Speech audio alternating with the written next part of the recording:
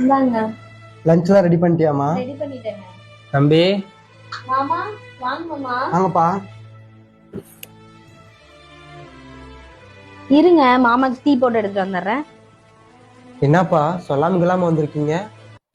உங்க அம்மாக்கு ஆப்ரேஷன் பண்ணணும்னு சொல்லிட்டாங்கப்பா.